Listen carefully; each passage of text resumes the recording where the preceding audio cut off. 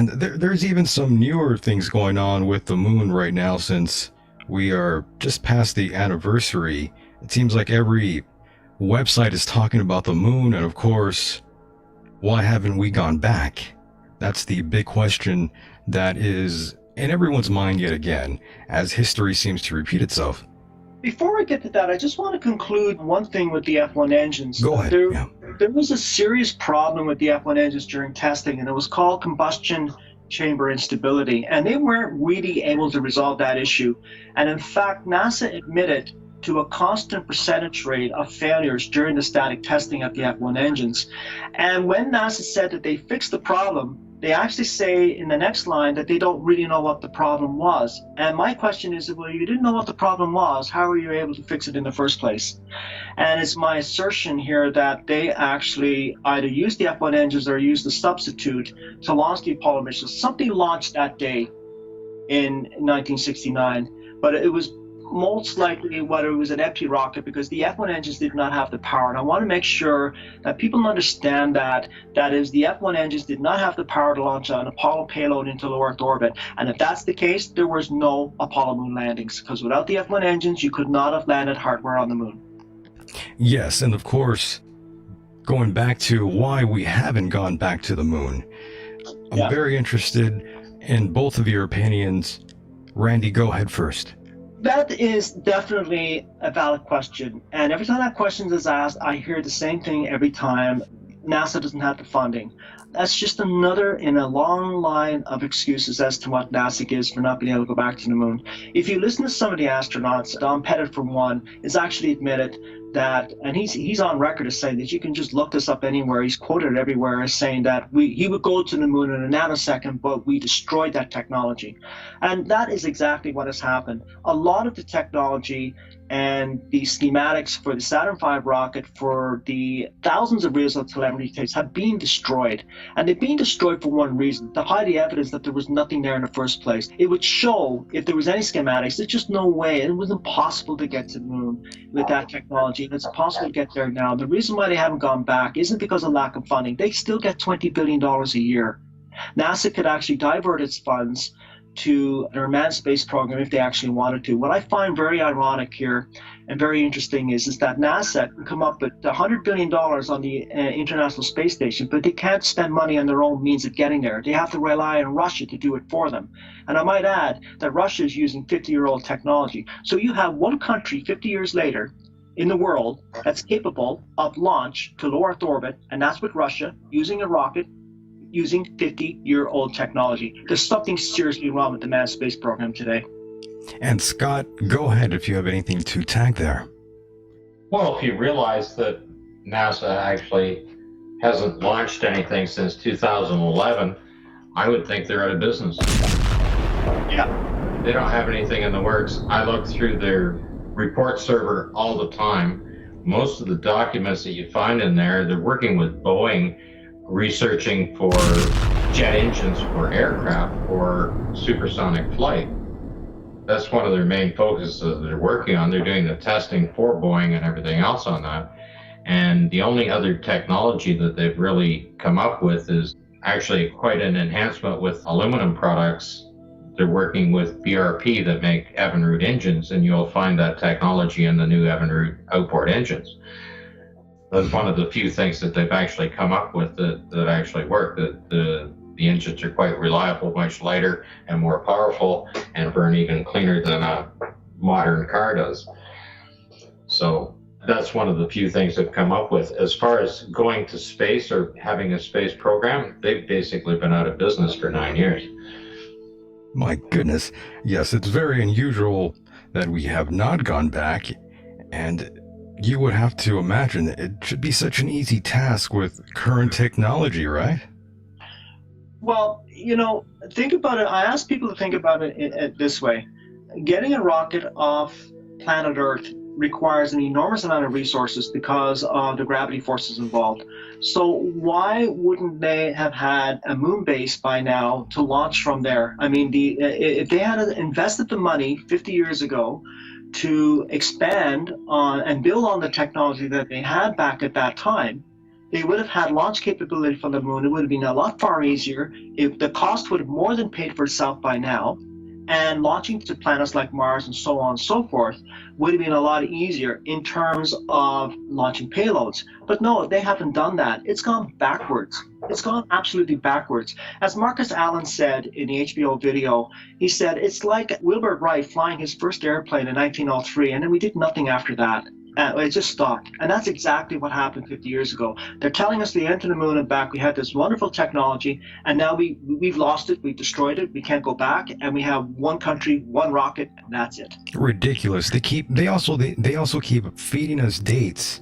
They keep feeding dates to the public, only to delay and push back all these alleged far out trips to the moon, to Mars, you name it. Oh, I mean, it's incredible. I mean, I actually can write a comedy routine on this. I mean, you take NASA, let's just take the Apollo moon missions, for example. In the 1970s, they said, we're going to go back to the moon in the 1980s.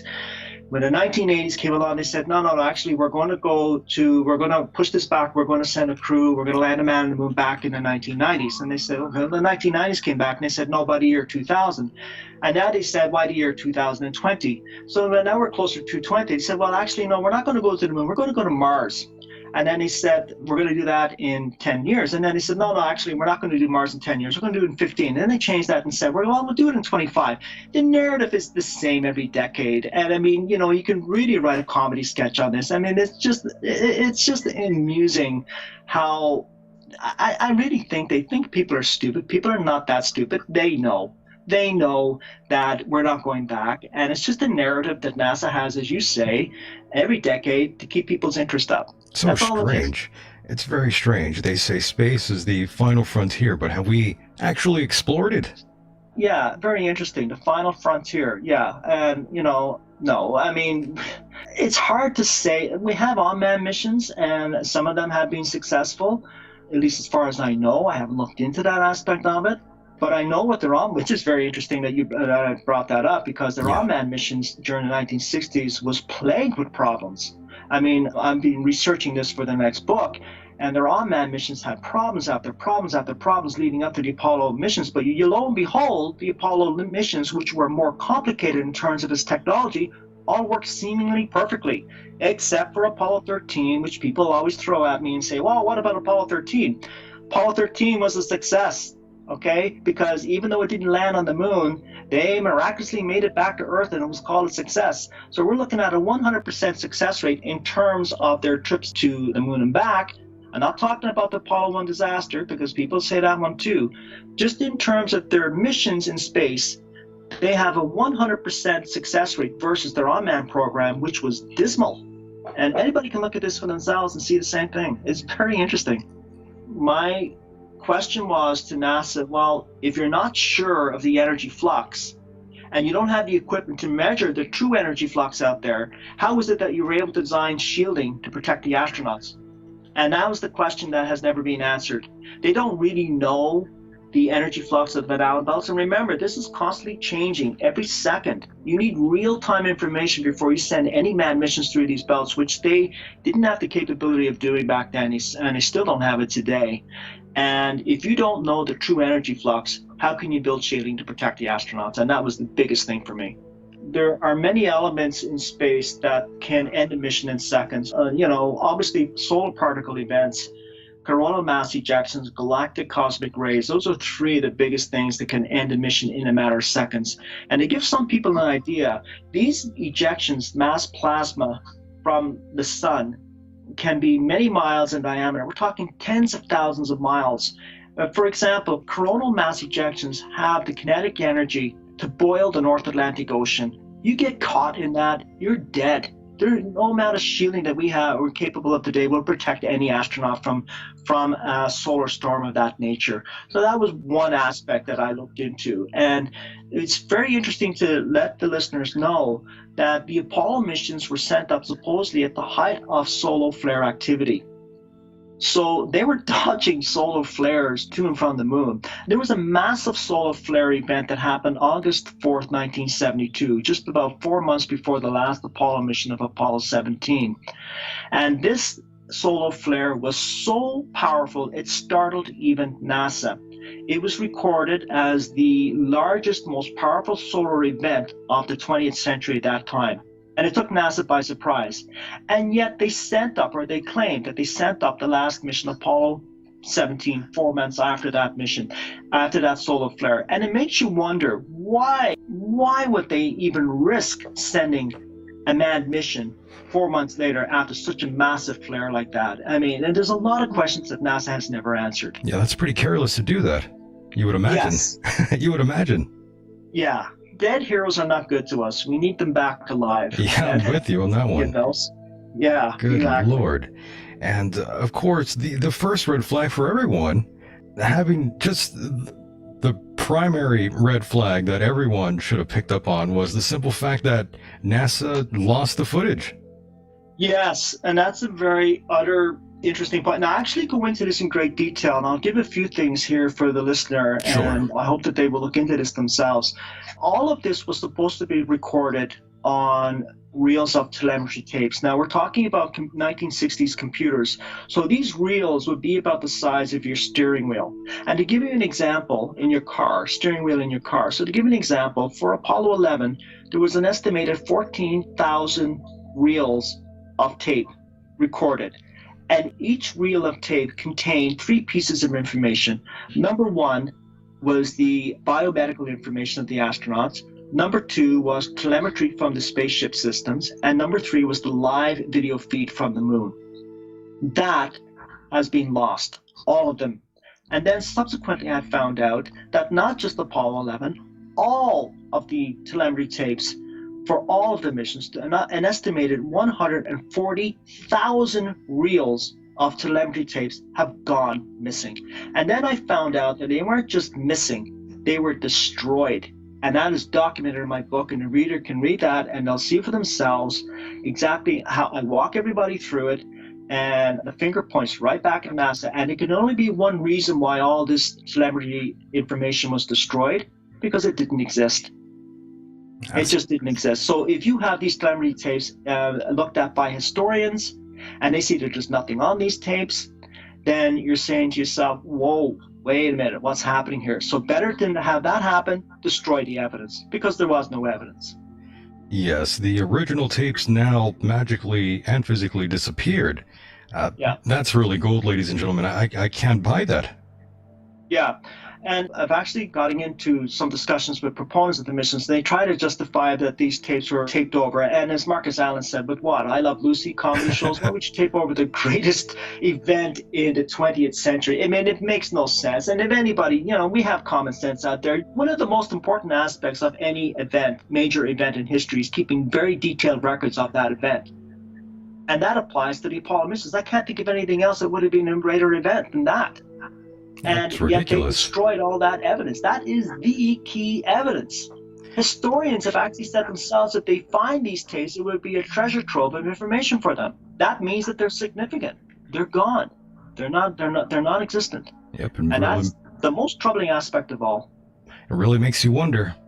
Yeah. And Scott, how do you feel about that as well? Well, the fact that they're never going to be able Ridiculous. to repeat it means that they have to stay lost. Not that they ever existed, right? Exactly. Because if somebody actually does manage to get to the moon, that telemetry would be compared against what the Apollo missions were, right? And there's no way they're going to be able to create those now, because they have no idea what the information would be.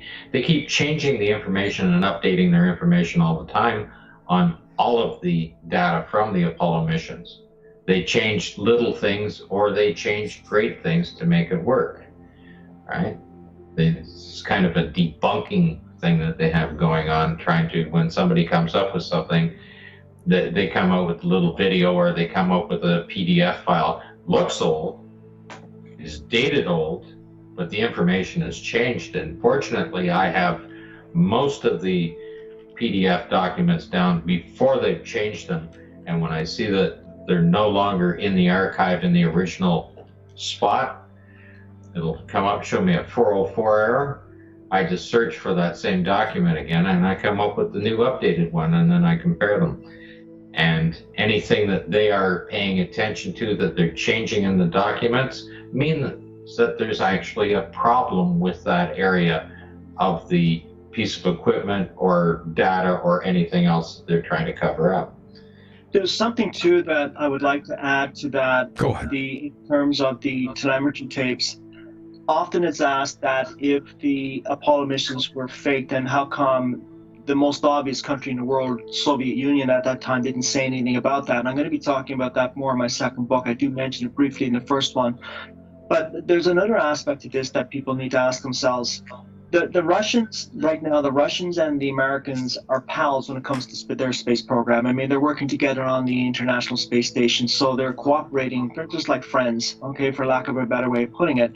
So if the Soviet Union at that time was tracking the Apollo missions, first of all, they knew it was a hoax, and they didn't reveal it for their own reasons, and there's many. But if they were tracking these missions, then they would have their own telemetry tapes. And they know full well that NASA claims they lost theirs, so why don't they hand theirs over?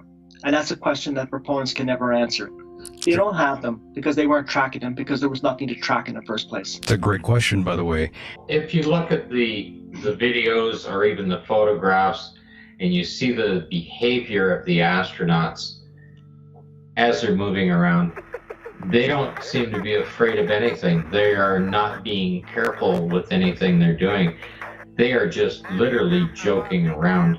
And of course, when you look at the photographs the way I have and you realize that it's just two guys playing in the mud with a wet flag, like Apollo 17, all of the videos are like that. They're doing that here. It's a full simulation shot on Earth. If your very life was depending on those spacesuits, you wouldn't be falling down on things and risking cutting or ripping your suit or tearing it, or just the way they're horsing around in it. The hoses could become disconnected. Anything could happen. They could fall down and break their shield on their face, right? And crack it open in those kind of environments. And to start with, the spacesuits simply can't handle that kind of a vacuum, or the seals, or the material, anything. They would simply explode. It's very strange.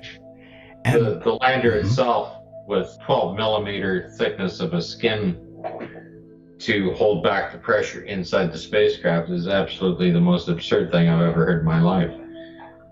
by the way, the lunar module had the equivalent thickness of 3 layers of kitchen foil. how did the lunar rover dune buggy ever fit in the lunar module? Well, the rover was folded into quadrant 1, which is if you're looking at the lander on the right-hand side of the lander, and the wheels folded up and the seats folded flat. The equipment rack on the back was sitting in quadrant 3, as well as the battery packs and the other tools that they had for it. And it takes about an hour for them to bring the thing down and get everything assembled on it. That's not in the same timeline as what is being shown in the documents or the journal files for the Apollo missions. That particular rover weighs 462 pounds Earth weight and about 65 or 70 pounds on the moon, if it had that. And then the batteries are 60 kilos apiece, the 2 batteries on it. There was damage to the rover in Apollo 15, and that is noted in the journal that the one battery bank was down, so it only had half of the power for it to run around on. The steering was broken and the seats were somewhat damaged, but they still managed to use it. It is not exactly what happened to it. They actually dropped that machine during the simulation of the landing. The exhaust bell housing broke off, the legs broke right off. They physically dropped it from a gantry. The strap broke. The hammer and feather dropped for Apollo 15. They're dropping the hammer and feather right beside the strap that is broken, the very large gantry strap. And when you see the size of the thing, it probably handled at least 10 tons that particular strap and you look at the 1/8 cable that the rover, which is the heaviest piece of equipment they had to handle, is on one little 1/8 piece of cable that was holding it in place. But they do have multiple rovers, and I have put videos up showing the various rovers that they're actually in Apollo 17. There's just a bunch of young guys out there riding around with 3 rovers. What are you going to, first thing you do if you have more than one vehicle, you're going to race them. And that's exactly what they were doing with them. They were just horsing around with the different machines. They were hand-built machines. I have photos showing that the frame rails were completely different design on them, that the tires that were hand-built have different tracks. Even the chevron track is a different width and spacing on them between the different rovers that they were using. I also wanted to throw this one to you, Randy. And as you know, since we are here in July, and that means NASA has been, they've been at it, posting up all sorts of different articles, and one of them has to do with an experiment that they left behind that continues to return fresh data to this day, they say. Yeah, that reminds me of the retroreflectors they've claimed to have left on the moon, the lunar surface as well. Absolutely. These experiments rather could easily be put there by unmanned missions. They had that capability. The Soviets had that capability 50 years ago. True. And so that for me is not proof in any way that the Apollo missions happened. And that's just another fictional narrative to keep the fake legacy going. Yes, that doesn't mean very much to you then in terms of its validity. No, I mean, there may be experiments on the moon. I'm not saying that, and I'm not saying that they're not getting data. I understand you, yeah. Yeah, I hear but didn't come from the Apollo moon missions. They had. I would like to add one thing that Scott mentioned regarding the lunar lander for your listener there. There's something that I want everybody listening here to factor this in. If these missions were real, even in the vacuum of space, you have to factor in weight and balance. And if you're going to add several hundred pounds, or that rate would be 60, 70 pounds in the vacuum of space, you still have to take into account weight and balance considerations for the lunar module when it's landing on the moon. And you also have to take into account that when you're using a propellant, the center of thrust and the center of gravity is going to change for the weight and balance specifications of the lunar module, and that can only be calculated on an ongoing basis by an autonomous computer, which the Apollo guidance computer in the lunar module was not capable of doing.